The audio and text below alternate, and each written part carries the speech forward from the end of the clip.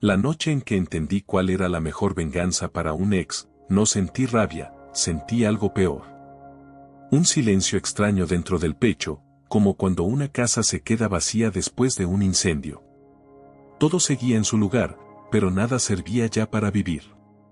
Recuerdo perfectamente el momento en que me di cuenta de que había perdido algo más que una relación. Había perdido la versión de mí que creía en las promesas. Nadie te prepara para eso. Nadie te dice que algunas despedidas no se sienten como un adiós, se sienten como si te arrancaran una parte de la identidad y te dejaran caminando por la vida con un hueco que nadie más puede ver. Durante semanas repetí la misma pregunta en mi cabeza: ¿cómo se venga uno de alguien que te destruyó desde adentro? No hablo de la típica ruptura. No hablo de discusiones o distancia. Hablo de ese tipo de traición que te obliga a reescribir tu propia historia. Porque cuando todo terminó, no solo había perdido a una persona, también había perdido la confianza en mi memoria. Cada momento que creía hermoso empezó a verse contaminado por la duda. Me preguntaba si alguna vez fue real. Si alguna vez me miró con la misma sinceridad con la que yo la miraba. O si todo había sido una actuación perfecta que yo quise creer. Lo peor de todo es que el día que se fue no hubo gritos. No hubo lágrimas dramáticas. Solo una frase que todavía me persigue cuando la noche se vuelve demasiado silenciosa. Me dijo que yo era una buena persona, pero no suficiente para su vida. Esa frase tiene algo perverso. Porque no te permite odiar del todo. No te da la satisfacción de convertir al otro en un villano claro. Te deja atrapado en una zona gris donde el dolor se vuelve más íntimo, más profundo. Durante meses pensé en vengarme de 1000 maneras diferentes. No lo voy a negar. Imaginé escenarios donde ella me veía triunfar sin ella, donde se arrepentía, donde me buscaba, donde yo tenía el poder de ignorarla. Fantaseé con el momento en que su vida se derrumbara y entendiera lo que me había hecho. Pensé en hacerla sentir pequeña, en mostrarle que había cometido el peor error de su vida. Pero cada una de esas fantasías tenía algo en común: en todas, ella seguía siendo el centro de mi historia. Y esa fue la primera cicatriz que entendí. Cuando alguien te rompe el corazón, no solo te roba amor. También puede robarte el futuro si no tienes cuidado. Porque empiezas a vivir esperando un momento que tal vez nunca llegará. El día en que se arrepienta. El día en que vuelva. El día en que sufra. Y mientras tanto tu vida se queda congelada en una especie de pausa emocional que nadie más nota. Yo estuve ahí mucho tiempo. Más del que me gustaría admitir. Cada lugar de la ciudad tenía una memoria escondida. El café donde nos refugiábamos cuando llovía. La calle donde me confesó que tenía miedo de enamorarse demasiado. El parque donde nos prometimos que nunca seríamos como las parejas que se destruyen por orgullo. Qué irónico es el tiempo. Siempre encuentra la forma de convertir las promesas en cicatrices. Hubo noches en que la rabia me mantenía despierto hasta el amanecer. Pensaba en escribirle mensajes largos, cargados de todo lo que nunca dije. Quería que supiera cuánto dolía su ausencia. Quería que cargara con el peso de lo que había hecho. Pero algo dentro de mí siempre se detenía justo antes de presionar enviar. No era orgullo. Era algo más difícil de explicar. Una sensación de que, si lo hacía, estaría entregándole la última parte de poder que aún me quedaba. Porque el dolor tiene una trampa cruel. Te hace creer que necesitas que la otra persona entienda lo que te hizo para poder sanar. Pero la verdad incómoda es que muchas veces nunca lo entenderán. Y eso no cambia nada. Un día, varios meses después de la ruptura, me encontré con una foto nuestra que había quedado olvidada en una carpeta vieja del teléfono. Estábamos riendo. Esa risa despreocupada que solo existe cuando todavía crees que el amor es algo seguro. Miré esa imagen durante mucho tiempo. No sentí odio. No sentí nostalgia. Sentí algo diferente. Como si estuviera observando la vida de otra persona. Fue ahí cuando apareció la pregunta que lo cambió todo. ¿Y si la verdadera venganza no era hacerla sufrir, sino dejar de necesitar que sufriera? Esa idea me incomodó más que cualquier recuerdo. Porque significaba aceptar algo que mi ego no quería escuchar. Significaba admitir que tal vez ella seguiría su vida sin mirar atrás. Tal vez sería feliz. Tal vez nunca pensaría en mí con la intensidad con la que yo pensaba en ella. Y aún así yo tendría que seguir viviendo. Hay un tipo de madurez que no se celebra en ninguna parte. No hay aplausos, ni reconocimiento. Es la madurez de aceptar que algunas historias terminan sin justicia poética. Sin cierre perfecto. Solo terminan. Durante mucho tiempo confundí la venganza con la necesidad de demostrar algo. Demostrar que yo valía. Demostrar que ella estaba equivocada. Demostrar que había perdido algo irreemplazable. Pero la verdad es que cada intento de demostrar algo seguía atándome a su recuerdo. Seguía convirtiendo mi vida en una reacción a lo que ella hizo. Y esa fue la segunda cicatriz que entendí. La venganza basada en demostrarle algo a alguien siempre te mantiene prisionero de esa persona. Fue un proceso lento. No hubo un momento mágico de transformación. Hubo días en que me sentía fuerte y otros en que todo volvía a doler como el primer día. Pero poco a poco empecé a reconstruir cosas pequeñas. Rutinas. Hábitos. Espacios mentales que no estaban ocupados por su memoria. Empecé a notar algo extraño. Cuanto menos pensaba en vengarme, más libertad sentía.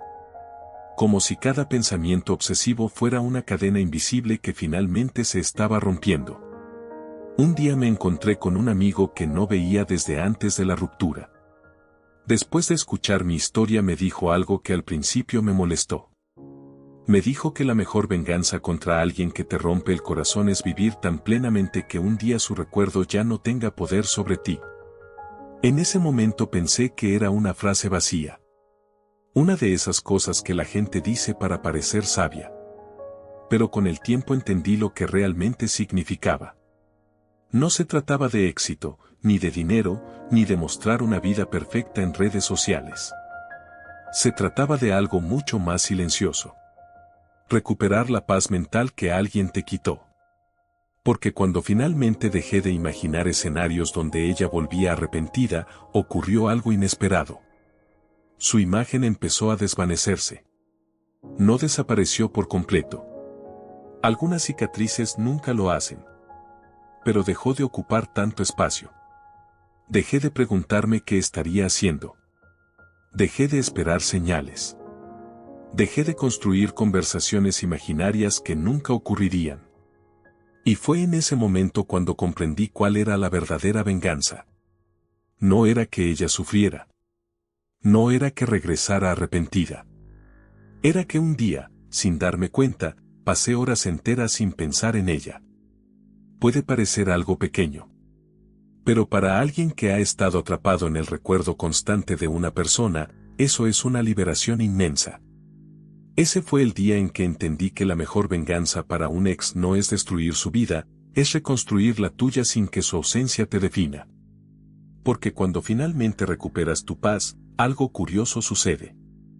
La historia deja de tratar sobre lo que te hicieron y empieza a tratar sobre lo que sobreviviste. A veces la gente imagina que el cierre de una historia de amor rota llega con una confrontación dramática o una revelación final. Pero en mi caso fue mucho más simple. Un día alguien mencionó su nombre en una conversación casual. Esperé sentir el viejo nudo en el estómago. Esperé esa punzada familiar de nostalgia o rabia. Pero no ocurrió. Solo asentí y seguí escuchando. Fue tan sencillo que casi pasó desapercibido. Pero en ese momento comprendí algo que me tomó años entender. No todas las venganzas hacen ruido. Algunas suceden en silencio, dentro de la mente, cuando finalmente recuperas el control de tu propia historia. Y quizás lo más extraño de todo es que, cuando ese momento llega, ya no quieres venganza. Porque la necesidad de vengarte era solo una forma disfrazada de seguir conectado a quien te lastimó. Cuando esa conexión desaparece, también desaparece la guerra. Solo queda una cicatriz y la certeza de que sobreviviste a algo que una vez creíste que te destruiría para siempre. Y esa, aunque nadie lo diga en voz alta, es la única venganza que realmente cambia algo. Durante mucho tiempo pensé que ese momento en que su nombre dejó de doler sería el verdadero final de la historia, como si la mente tuviera un interruptor capaz de apagar los recuerdos cuando finalmente se cansa de sufrir. Pero la verdad es que la vida rara vez se comporta como un libro que termina en la última página correcta. Después de ese día en que escuché su nombre y no sentí nada, seguí caminando hacia casa con una calma extraña, una calma que no estaba acostumbrado a sentir. Como si hubiera pasado años cargando una mochila llena de piedras y de repente alguien la hubiera quitado de mis hombros sin avisar. Caminé varias cuadras sin pensar demasiado en nada, observando a la gente que pasaba, los autos, las ventanas iluminadas de los edificios donde otras personas vivían historias que nunca conocería. Y por primera vez en mucho tiempo tuve la sensación de que el mundo no giraba alrededor de una ausencia. Fue una sensación humilde, casi silenciosa, pero profundamente liberadora. Sin embargo, algo curioso empezó a ocurrir en los días que siguieron. Cuando el dolor desaparece, deja un espacio. Y ese espacio, al principio, puede sentirse inquietante. Porque uno se acostumbra tanto a la herida que cuando finalmente deja de sangrar aparece una pregunta incómoda: ¿quién soy ahora sin este dolor? Durante meses mi identidad había estado construida alrededor de la pérdida, del abandono, de la traición emocional que me había obligado a replantearme todo lo que creía sobre el amor. Había aprendido a caminar con esa cicatriz como si fuera una parte inevitable de mí. Pero ahora que la tormenta había pasado, me di cuenta de algo extraño. No sabía exactamente qué hacer con la paz. Las primeras semanas fueron raras. No dramáticas, no intensas. Raras. Me despertaba por la mañana y mi mente ya no buscaba automáticamente su recuerdo. Antes, incluso antes de abrir los ojos, había una imagen, una pregunta, una reconstrucción mental de lo que había pasado entre nosotros. Era como un reflejo involuntario. Pero ahora esa costumbre había desaparecido. Y cuando un hábito emocional muere, deja una especie de silencio psicológico que al principio desconcierta. Fue en ese silencio donde empecé a entender la última parte de esta historia. Porque sanar no significa olvidar completamente. Significa recordar sin que el recuerdo te gobierne. Y esa diferencia es más profunda de lo que parece. Una noche, varios meses después de haber alcanzado esa calma extraña, salí a caminar sin rumbo por la ciudad. Era una de esas noches donde el aire se siente más frío de lo normal y las calles tienen ese tipo de tranquilidad que invita a pensar. Caminé por lugares que antes evitaba. Calles que me recordaban a ella. Lugares donde habíamos pasado tiempo juntos. No lo hice por nostalgia ni por valentía. Lo hice por curiosidad. Quería saber si esos espacios todavía tenían poder sobre mí. Pasé frente al café donde solíamos refugiarnos cuando llovía. La misma ventana estaba iluminada. La misma mesa seguía allí. Durante mucho tiempo ese lugar había sido un territorio emocional peligroso para mí. Pero esa noche solo lo miré desde la acera. Observé a dos desconocidos sentados donde nosotros solíamos sentarnos. Estaban riendo. Compartiendo algo que probablemente creían eterno. Y en lugar de sentir tristeza, sentí comprensión. Comprendí algo que antes me habría parecido insoportable. Todas las historias de amor creen ser únicas mientras están ocurriendo, pero el mundo está lleno de historias parecidas que nacen, se rompen y se reconstruyen todos los días. La vida no se detiene cuando una relación termina. Solo cambia de forma. Seguí caminando y recordé la noche exacta en que ella me dijo que yo era una buena persona pero no suficiente para su vida. Durante mucho tiempo esas palabras habían sido una especie de sentencia que repetía en mi cabeza, una frase venenosa que se infiltraba en mi autoestima cada vez que dudaba de mí mismo. Pero esa noche, por primera vez, la frase sonó diferente en mi memoria. Ya no sonaba como una condena. Sonaba como una confesión de sus propios límites. Entendí algo que antes no podía ver: cuando alguien te dice que no eres suficiente para su vida, muchas veces lo que realmente está diciendo es que no sabe cómo construir una vida donde tú encajes. Y eso no siempre tiene que ver contigo. Durante meses había cargado con la responsabilidad emocional de esa ruptura, como si de alguna manera hubiera fallado en algo invisible. Como si hubiera un punto exacto donde podría haber hecho algo diferente para evitar el final. Pero con el tiempo comprendí que algunas relaciones no fracasan por errores específicos. Simplemente llegan a un lugar donde dos personas ya no están caminando en la misma dirección. Esa comprensión no elimina el dolor del pasado, pero cambia la forma en que lo interpretas. Y cuando cambias la interpretación, la cicatriz deja de ser una acusación permanente contra ti mismo. Esa noche me senté en un banco del parque donde una vez nos prometimos que nunca seríamos como las parejas que se destruyen por orgullo. Recordé esa promesa con una mezcla de ternura y melancolía. No porque quisiera volver atrás, sino porque entendía que ambos habíamos sido sinceros en ese momento. Las promesas del pasado no siempre son mentiras. A veces son simplemente verdades que no sobrevivieron al paso del tiempo. Miré el cielo oscuro y me pregunté algo que nunca me había permitido pensar antes.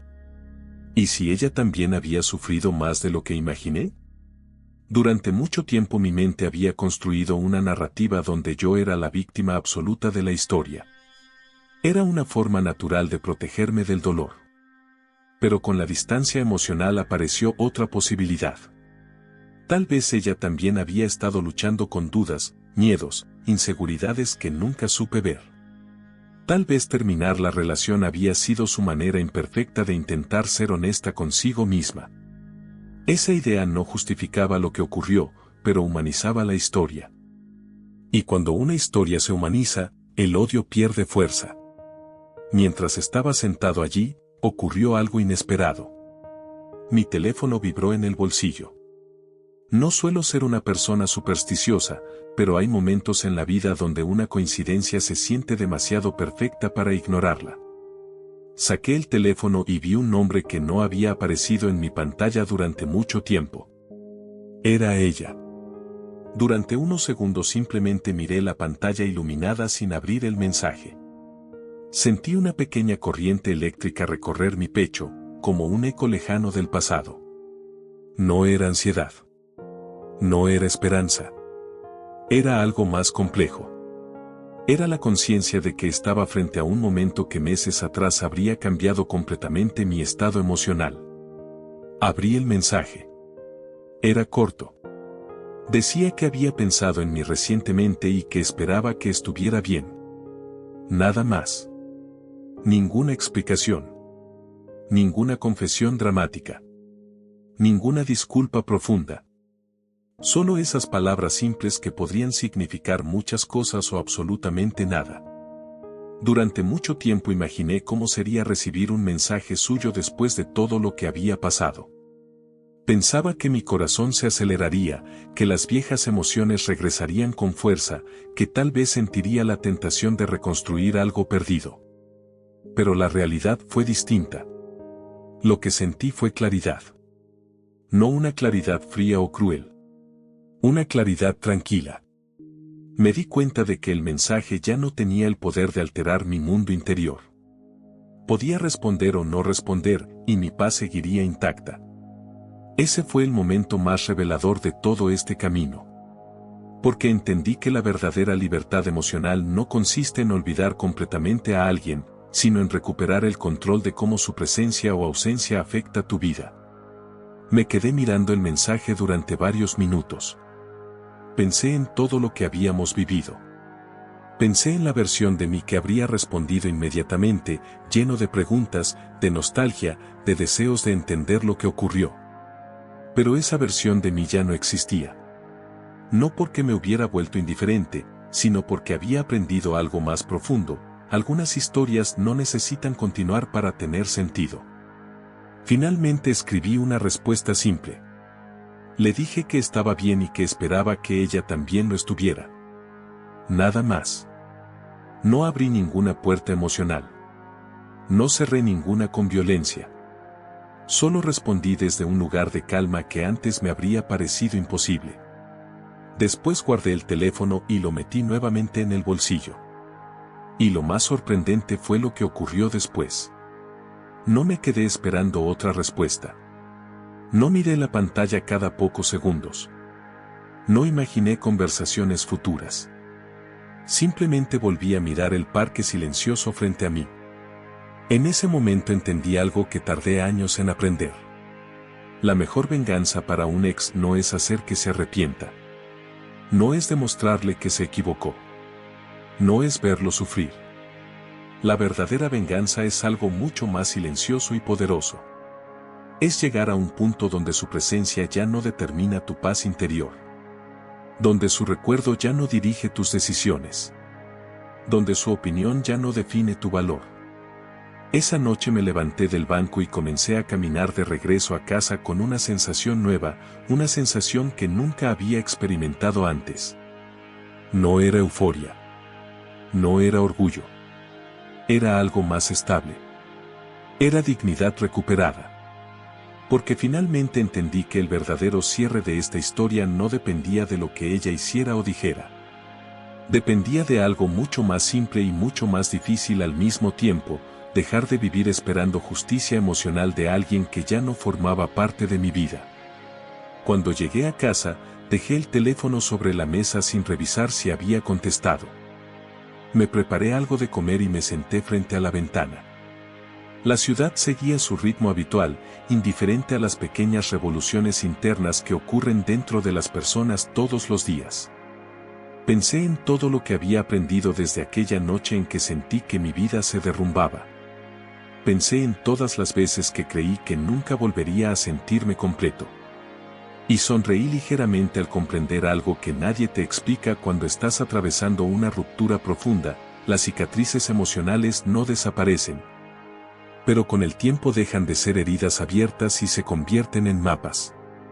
Mapas que muestran dónde estuviste, qué sobreviviste y qué tipo de persona elegiste ser después del dolor.